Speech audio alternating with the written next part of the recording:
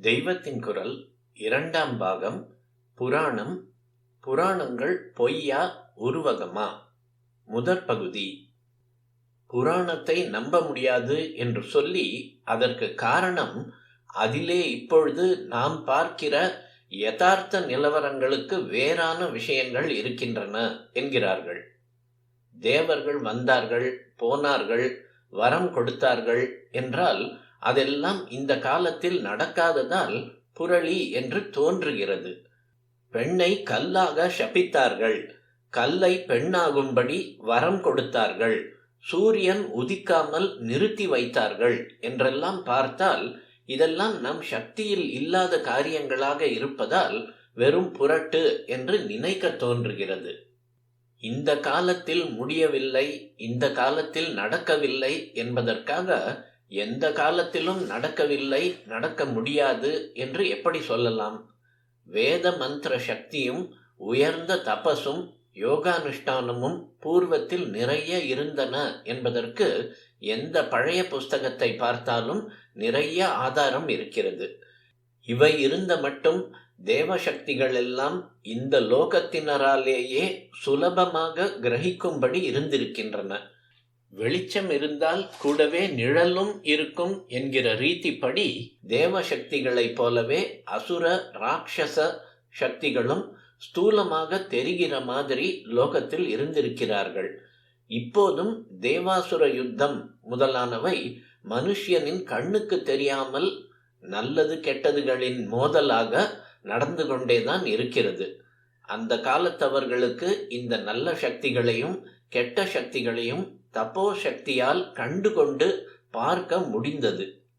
எல்லா விதமான light வேவ்களும் sound வேவ்களும் ஒளி ஒலி அலைகளும் மனுஷ கண்ணின் லென்ஸுக்கு அகப்பட்டு விடாது என்று விஞ்ஞானிகளே சொல்கிறார்கள்.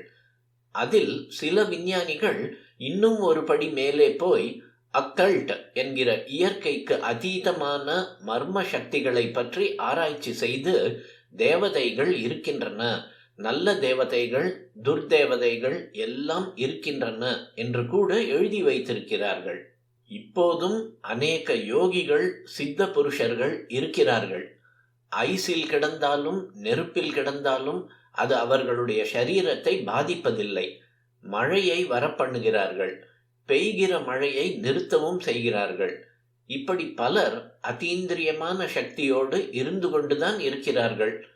நமக்குத்தான் எதிலும் நம்பிக்கை இல்லை, எல்லாவற்றிலும் சம்சயம். பூர்வ காலத்தில் இப்படிப்பட்ட விசேஷ சக்திகளை இன்றை விட ஏராளமானவர்கள் பெற்றிருந்தபடியால் தான் புராணங்களை பார்த்தால் ஏகப்பட்ட மிராக்கிள்களை சொல்வதாக இருக்கிறது. மிராக்கிள் வந்தால் ஹிஸ்டரி இல்லை என்று ஒதுக்கி விடுகிறார்கள். கூன் பாண்டியனுக்கு பஞ்சாட்சர பஸ்மாவின் மகிமையால் ஞானசம்பந்தர் வெப்பு நோயை நீக்கினார், கூனை நீக்கி நின்ற சீர் நெடுமாறன் ஆக்கினார் என்றால் அதை ஹிஸ்டரியாக சேர்ப்பதற்கில்லை என்கிறார்கள்.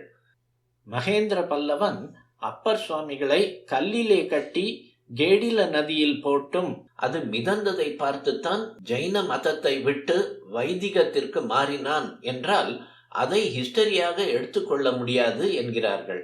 ஆனாலும் இப்படி ஒரு பல்லவ ராஜாவும் பாண்டிய ராஜாவும் 40-50 வருஷங்களுக்குள் ஜைன மதத்தை விட்டு சைவத்துக்கு வந்திருக்க வேண்டும் என்பது மட்டும் மற்ற சர்க்கம்ஸ்டான்ஷியல் எவிடன்ஸ், சந்தர்ப்ப சாட்சியம் எல்லாவற்றையும் பார்த்தால் உறுதியாக தெரிகிறது. 6-7ஆம் நூற்றாண்டுகளில் தமிழ்நாட்டில் சமண மதம் வெகுவாக நலிவடைந்து வைதிக மதம், குறிப்பாக சைவம் பிரகாசமாக ஜொலிக்க ஆரம்பித்திருக்கிறது என்று சரித்திர நிபுணர்களே ஒப்புக்கொள்ளும்படி தெரிகிறது.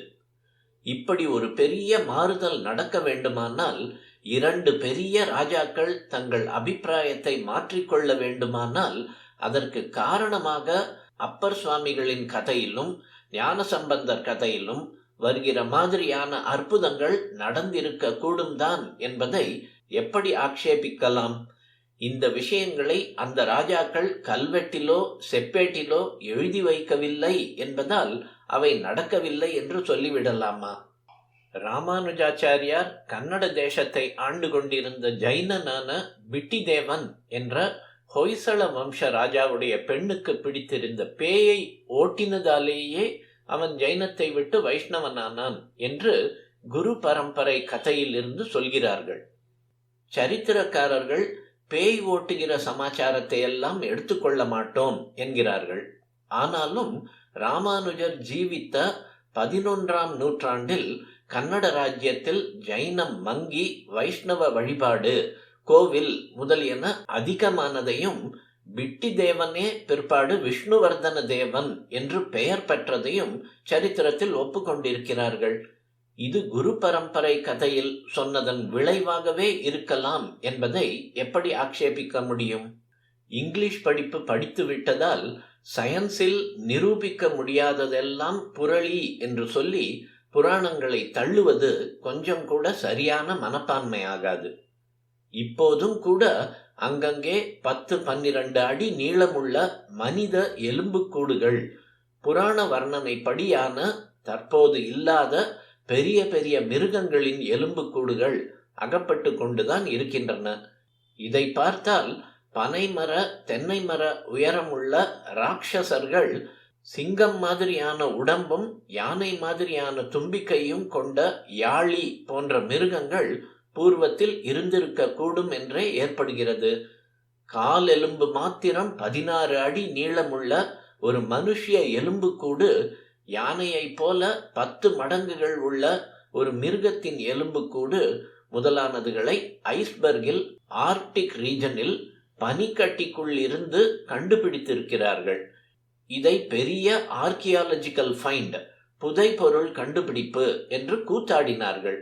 ஆர்கியாலஜியோடு ஜியாலஜியையும் பூஇயல் சேர்த்து இவை இத்தனை லட்சம் வருஷத்திற்கு முன் இருந்தவை என்கிறார்கள்.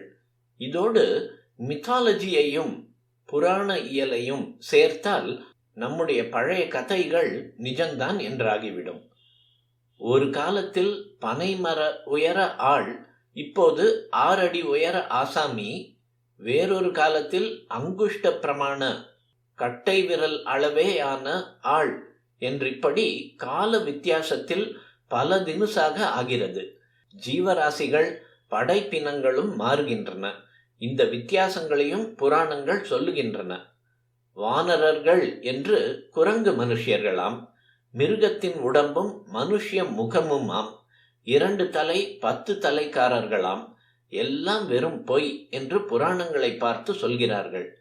அல்லது இப்படி திட்டாதவர்களும் இதெல்லாம் ஒவ்வொரு சிம்பல், தத்துவ ரூபகம், தத்துவங்களைத்தான் பாத்திரங்களை கொண்டு விளக்கி இருக்கிறது, அலெகோரிக்கல் ரெப்ரசன்டேஷன் என்கிறார்கள்.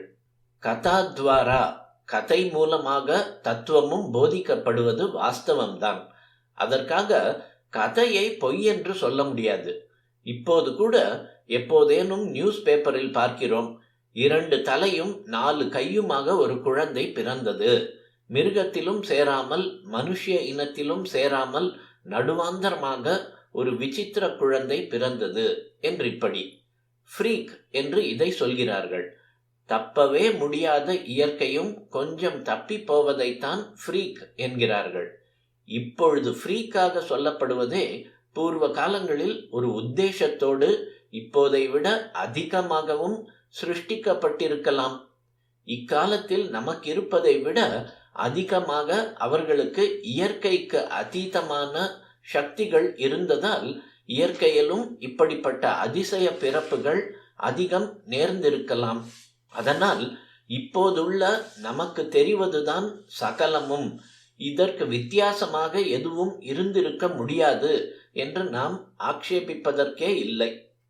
நமக்கு தெரியாதது, தெரிய முடியாதது எல்லாவற்றுக்கும் பொய் என்று பெயர் வைத்து விடுவது நியாயமில்லை.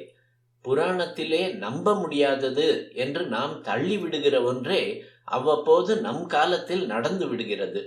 பூர்வ ஜன்மத்தை சொல்வது முதலான அதிசயங்கள் இப்போதும் நியூஸ் பேப்பர்களில் வந்து கொண்டேதான் இருக்கின்றன.